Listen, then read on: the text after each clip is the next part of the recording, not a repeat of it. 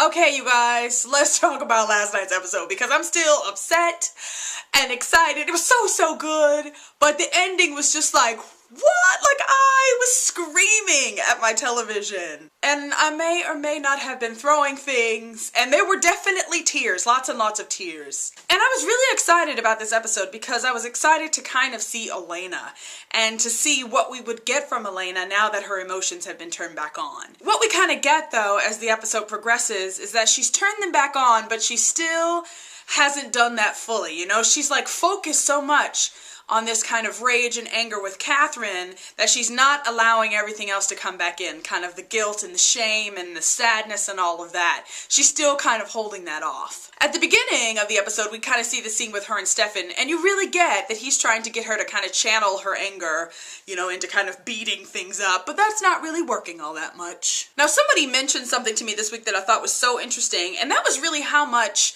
Elena's kind of emotionless journey really kind of mirrors Stefan's. And remember, when Stefan came back from his time with Klaus, and he had kind of shut it off so he could deal with that, when he came back from that, and the emotions were coming back, his first inclination was that Klaus had to die. Like, he had to kill Klaus for ruining his life. And basically, Elena is doing the same thing. She needs to kill Catherine because to her, Catherine has ruined her life. If she kills Catherine, that'll make everything better. Now, Bonnie is still working with Catherine, you know, trying to get the tombstone from her so she can lower the veil before Cyrus knows. And at one point, she actually links herself to Catherine, like she ties them together so that Catherine can't leave. Turns out that Bonnie's plan is to lower the veil. But the twist on this is that Bonnie is actually going to do that within the expression triangle. So the veil's going to fall.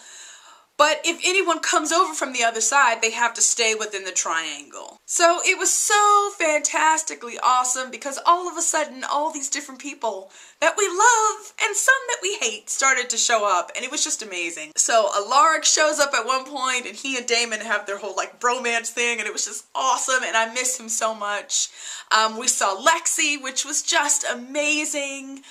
Cole shows back up, which of course is not a good thing for Elena because immediately we get that his number one goal is to find her and kill her. And then of course by the end Jeremy shows up as well. He was the one that I was always expecting. I was a little bummed because there were several people that were missing. Where was Jenna at?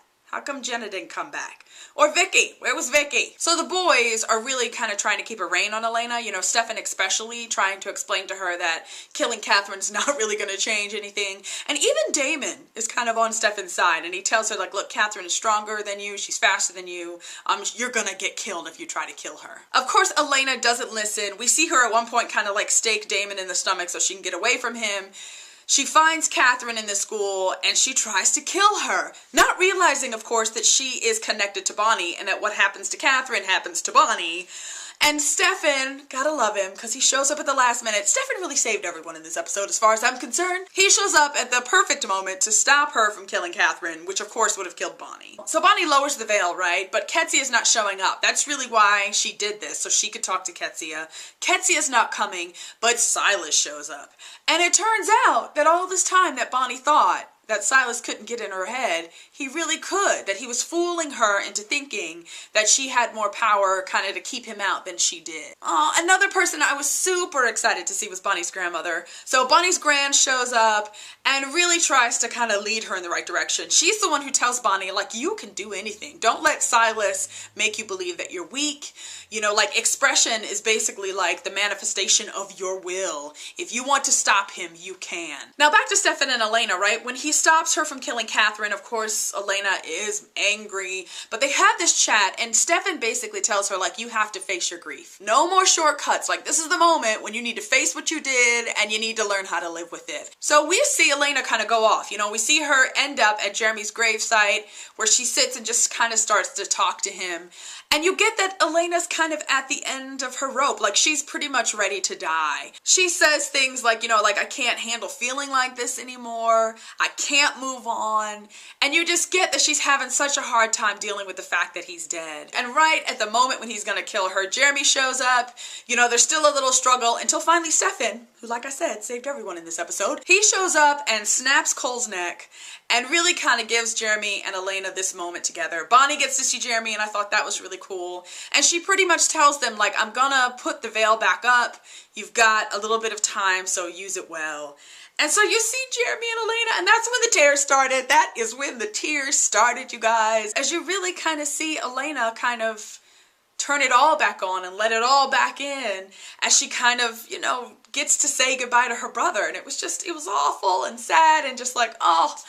And then towards the end too is when Lexi showed up to see Stefan, and you saw the two of them walking kind of arm in arm and kind of talking. I want to cry now just even thinking about it. Even Alaric and Damon, you know, and their little bromance, and it was just awesome to kind of get to see everyone kind of reconnect with the people that they love. And I just kept thinking, like, why can't we leave the veil down and figure out a way to, like, not let bad people through, because I want all those people to come back to the Vampire Diaries. Okay, and then we got to the ending, people, and this is where I seriously lost my mind. Oh, and I forgot to mention how Bonnie deals with Silas. So basically Silas tries to play himself off as Alaric to Damon, but Damon recognizes him pretty immediately, realizes it's not Alaric. Bonnie shows up and turns him to stone. She turns him back to stone. And I thought it was interesting that as he was turning to stone, right, and as he was kind of weakening, he was returning to his true form. But we never got to see his face. Like, he covers his face with his hand, and that's how, you know, he petrified, like with his face covered. So it just makes me wonder, like, are we gonna recognize him or something? I don't know. It also turns out that before Silas completely turned to stone, Alaric reached into his pocket and took the cure from him. So towards the end of the episode, when Alaric and Damon are kind of saying goodbye, we see Alaric give it to Damon and kind of tell him, like, you know, here, use this, go get the girl, whatever. So that leads to the huge question of who is going to take the cure. Like, is Damon going to do that? Or is he going to try to give it to Elena? Or is Stephanie going to take it? Or are they going to give it to Rebecca? I mean, it's just like endless possibilities. Now, when Bonnie goes back to the cave, though, after kind of seeing Jeremy, you think, okay, she's going to put the veil back up and we're going to be good and we're going to have had this little reunion time and it'll be sad when it's over, but, you know, you got to do what you got to do. But Bonnie, no, decides that she's gonna go a step further. She decides that Elena needs Jeremy, so she's gonna figure out on her own, without Ketsia, she's gonna figure out how to make it so that he can stay. And her grand shows up at this point, right? Once she realizes what Bonnie wants to do and tells her no, like, don't do it, you can't do this. But Bonnie's kind of like, look, I've got all this power from expression, I've got dark magic, and you see her kind of getting ready to perform this spell, and then we see her kind of drop to the ground. And Bonnie is dead, is basically the gist of what I'm gonna say, right? Because she wakes up thinking she's alive, she gets up and her gran is just like, I'm so sorry, it was just too much for you, and she turns and she sees her body laying there. So we get that she's dead, and I don't know if that's the end, and I'm gonna be so mad if it is, you guys. I was so angry. And I guess we'll find out if her spell worked or not, you know, like if Jeremy gets to stay. I've heard that the actor who plays Jeremy is coming back to the Vampire Diaries, so that to me would say that yes, the spell worked. But does that mean that Bonnie is gone for good, you guys? Like, I'm gonna be so upset. I know I've already said that, but I'm seriously gonna be upset. You guys know that I love Bonnie, and I'm about to rant. So get ready for the Bonnie rant, because it's coming right now. I love Bonnie's character, and I feel like she is one of the most underused characters on television.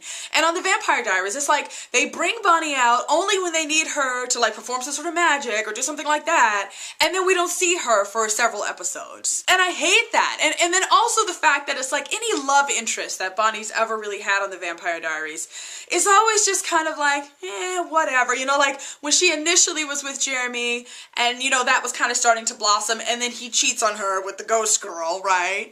And then it's like, whatever, Bonnie doesn't need anyone, she doesn't have feelings, and I don't know, it just really annoyed me because it always felt like they didn't really take her character all that seriously. I won't say that's because she's a minority, because I don't necessarily think that's the case, but the fact that she is a minority and her character gets treated like that, that bothers me times 10. So there you go. And rant. Okay, so I guess the big question too, based on what happened at the end of the episode, is did Bonnie lift the veil before she died? Because at the very end of the episode, we see Rebecca and Matt, who have kind of been hanging out at the Mr. Grill the whole time doing the flirty flirt. We see the two of them coming out of the Mr. Grill like they're headed home. And Rebecca sees this hunter, Alexander, who she used to date like hundreds and hundreds of years ago. And not just him, but some of the other hunters show up. So it seems that maybe she wasn't able to lift it before she died because they seem to be sticking around. So I'm not sure if maybe they're going to come up with some fact that maybe because they're hunters, you know, and because Bonnie's spell worked, that tied them to Jeremy, and so they're able to stay because Jeremy's able to stay. Or if, like I said, you know, maybe Bonnie wasn't able to lift the veil before she died. I don't know. You guys, such a good episode. I am so excited for next week's season finale. I mean, excited for the finale, but also bummed because it's the season finale, and that means a summer without the Vampire Diaries. Okay, guys, click on the video if you want to check out my review of last week's episode. Don't forget to subscribe, and I will see you guys again soon. Bye.